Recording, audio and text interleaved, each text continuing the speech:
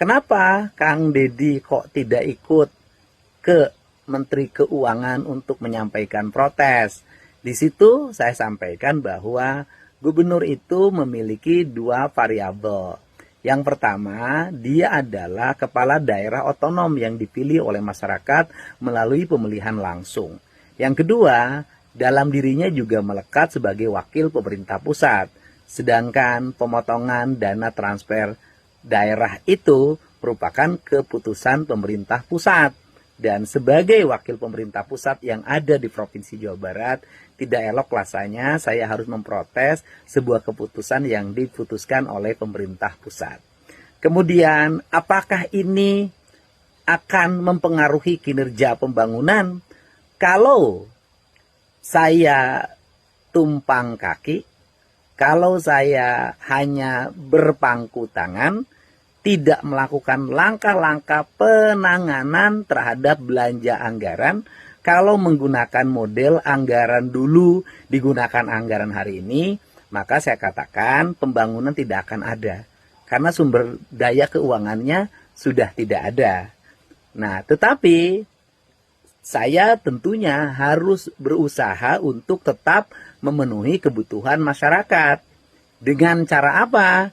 Dengan cara memotong, menghilangkan berbagai kegiatan rutin pemerintah. Misalnya kegiatan perjalanan dinas. Ya, sekarang saya akan memotong sampai 75% dari kebiasaan perjalanan dinas pemerintah Provinsi Jawa Barat. Termasuk barangkali dulu gubernur 1,5 diturunkan menjadi 750, dari 750 diturunkan menjadi 100. Nah, ini sebagai contoh saja. Kemudian belanja listriknya kita akan potong 50 sampai 75%. Nah, bagaimana nanti listriknya padam di kantor-kantor? Tidak.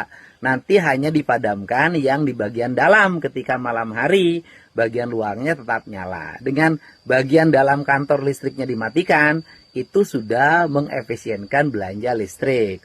Airnya nanti kita atur agar airnya tidak digunakan sembarangan. Kemudian lagi belanja ATK-nya akan kita hilangkan 75%. Kemudian penggunaan media-media digital gitu kan, internet dan sejenisnya akan dibatasi. Di luar kepentingan dinas tidak boleh ada penggunaan barang-barang elektronik, media-media digital yang menggunakan jasa pemerintah Provinsi Jawa Barat untuk pembayaran berbagai fasilitasnya. Dan kemudian yang berikutnya lagi, dulu ada kebiasaan kalau ada tamu, ada acara, kita siapin snack, kita siapin makan siang. Nanti kebiasaan itu akan kami hapuskan.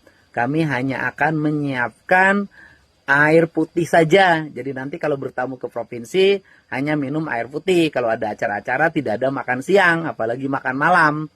Nah, ini adalah rangkaian-rangkaian kegiatan yang bertujuan untuk menutupi dana transfer daerah yang berkurang itu. Nah, sehingga kalau ditanya bagaimana pembangunan 2026, karena belanja rutin yang dianggap tidak penting itu sebenarnya penting sih, tetapi hari ini dianggap tidak penting karena uangnya kan tidak ada. Maka belanja pembangunannya tetap akan berjalan, bahkan lebih meningkat dibanding tahun 2026. Download Tribun X sekarang, menghadirkan lokal menjadi Indonesia.